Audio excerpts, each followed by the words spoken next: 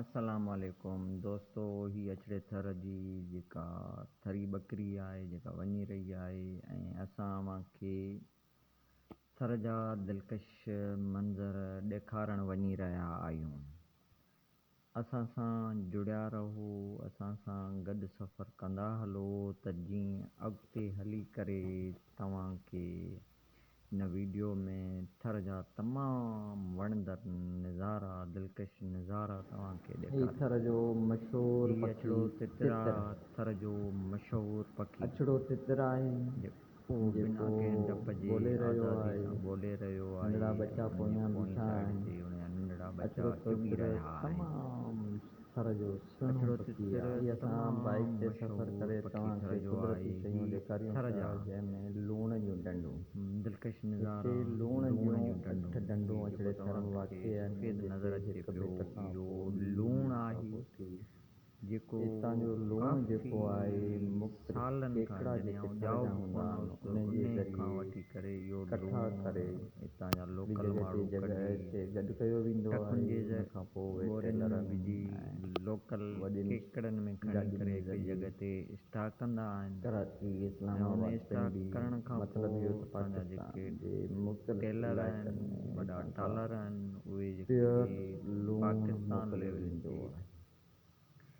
कराची, अछड़ो थर इस्लामाबाद, पिंडी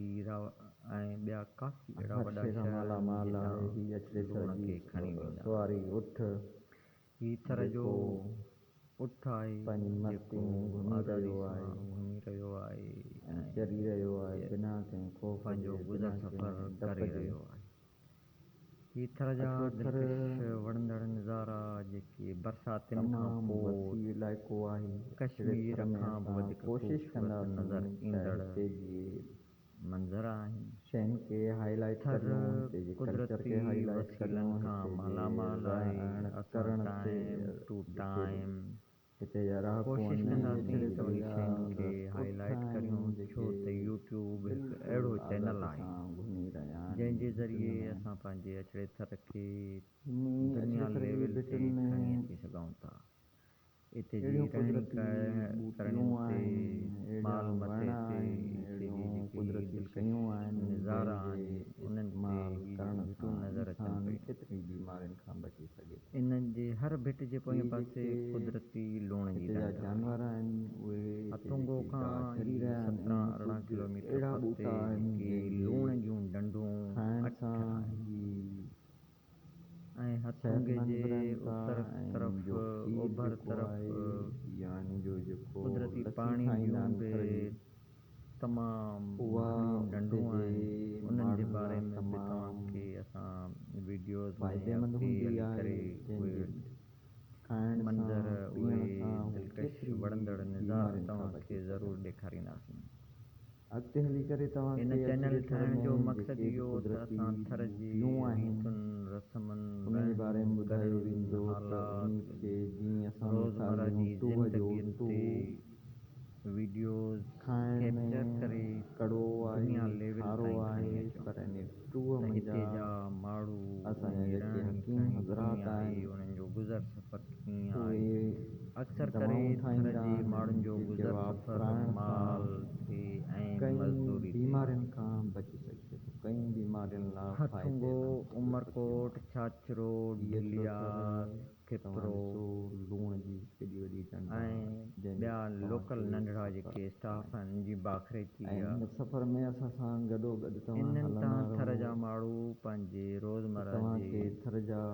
सामान वठी दिलकश करे मंज़र बि पंहिंजी ॾेखारींदा गाॾियुनि हलंदासीं। में हणी करे जीअं लूण जी पंहिंजे डंडियूं मंज़िल ताईं आहिनि, पहुचंदा पाणी आहिनि। जूं केॾी कुदरती डंडियूं मुश्किलातुनि में आहिनि, हीअ कीअं जेके सफ़र कंदा ॿूटा आहिनि आहिनि असां ऐं उन्हनि जे वण बारे में बि आहिनि, हिते जो वीडियोज़ जेको कैप्चर माल आहे कंदासीं ऐं तव्हां ताईं ऐं खणी हिते जे ईंदासीं। माण्हुनि जे रहण थर करण जी जा तौर तरीक़ा उन भाॼियूं कहिड़नि घरनि जीअं में रहनि था खाटियूं उन जे बारे में बि जंहिंखे असां कढ़ी बि तव्हांखे चवंदा ॿुधाईंदा आहियूं हलंदासीं। उन्हनि जे बारे में हीअ ॾिसो ॿुधाईंदासीं। कुदरती पर ही ढंढुनि दिलकश सां नज़ारा मालामाल ॾिसो असांजो थर जा, थर। ही ढंढूं आहिनि कुदरती ही पाणी परे जूं असां ढंढूं। हिन खे फोकस करियूं था इन्हनि खे इंशाअल्लाह बि जेको टाइम आईंदा टू वीडियो टाइम हूंदियूं कैप्चर उन्हनि में करे असां तव्हां बिल्कुलु ताईं सोचंदासीं पहुचाईंदासीं। जेको प्रॉपरली इन शयुनि खे रिकॉर्ड करे थर यूट्यूब जी तमामु मदद पोइते सां पियल असां इन इलाइक़ो खे आहे। हाईलाइट करियूं। उनखे हाईलाइट थर करण जी लाइ असां पढ़ियल लिखियल सफ़ेद थरियुनि जो आहे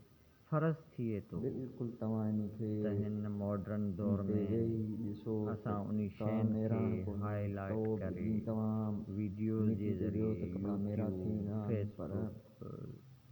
हीअ ॿिया सफ़ेद काफ़ी वारी अहिड़ा तव्हां भले हिन में आराम कयो चैनल भले आहिनि वियो जंहिंजे पर ज़रिए तव्हांजो असां कपिड़ो उहे कॾहिं बि शयूं मेरो न हाईलाइट थींदो करे उनखे अपलोड करियूं त जीअं दुनिया ऐं अछड़े जे थर में ही ॾिसो तव्हां माण्हुनि खे ख़बर बिल्कुलु पए त अछड़े सफ़ेद थर वारी जे माण्हुनि जो इहे सफ़ेद हालात वारी ऐं उन्हनि उन गुज़र में दिलकश बसर मंज़र उन्हनि बि जूं ॾिसंदा हलो रीतूं रस्मूं असां सां ॻाइण गॾु जुड़ा वॼाइण रहो अॻिते हली करे तव्हांखे कहिड़े नमूने थियनि था मुख़्तलिफ़ ही तव्हां असां मंज़र सां उते हलंदा रहो त तव्हां ही असां सां जुड़िया हलो ॿिटिनि जे विच कोशिशि में इहा कई त ख़ूबसूरत असांजी नज़ारा ही जेका वीडियो आहे तव्हांखे बिल्कुलु असां पंहिंजी ॾेखारींदा आवाज़ हलूं में हुजे ऐं उते जे जेके लोकल सिंधी माण्हू ॿोली आहिनि में उहे हुजे चोरनि त में जीअं या असांजा लांडियुनि दोस्त में ॿारनि कीअं मुल्कनि रहनि में था रहनि था ससुर अक्सर करे नथो हिते कनि जे असांजा लोकल माण्हू जेके उन्हनि जी दोस्त दुबई में मज़दूरी रहनि इन था लूण इंडिया में ते रहनि गंद था ते US में लूण रहनि ते था आहे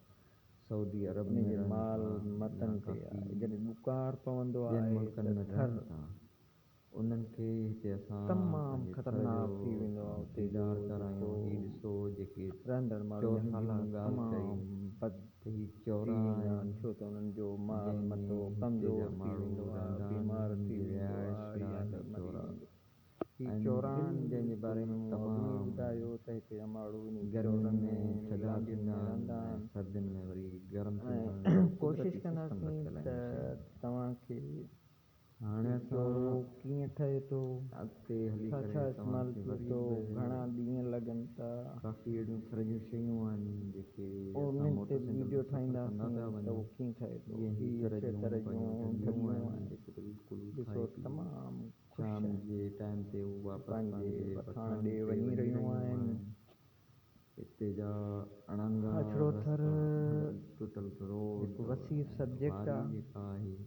इन वसीउ सब्जेक्ट इन्हनि लाइ में सफ़र करणु एतिरो आसान हिकु न ॿ बिल्कुलु सौ अणंगा सफ़र हज़ार आहिनि वीडियो थर न जा पर जेकॾहिं बिल्कुलु लखें वीडियो बि ठाहिजनि थर में त अॻिते उहे घटि कोशिशि इहा आहिनि कंदासीं त तव्हांखे अछड़ो थर मुंहिंजी नज़र में इंडिया जो हिकु बॉर्डर फुल ॾेखारियूं त पाकिस्तान ऐं इंडिया हंड्रेड्स जो ऑफ जेको बॉर्डर रिसर्च आहे तव्हां उन करे विच में सघो था जेके फ़रादाद वायर हिते लॻल जे आहे हिते वणनि जे ते जेके हिते जी कुदरती माण्हू ॿूटियूं रहनि था जंहिंजे उन्हनि ज़रिए जी जीअं असां टूह जो खाधे मिसाल पीते वठूं जे बारे टूह में खाइण उन जी में रिहाइश जे बारे में या ख़तरनाक उहे खारो कहिड़े तरीक़े सां जेको कड़ो शहरनि हूंदो आहे सां सफ़र पर करे टूह हिकमत जे पंहिंजे घरनि हवाले सां ताईं पंहिंजे ॿचनि तमामु लाइ फ़ाइदेमंद आहे सामान मुफ़्त माल ॾींदा ही ॾिसो मटेरियल हिते जा सामान माण्हू खणी मालवंद उते माण्हू वेंदा आहिनि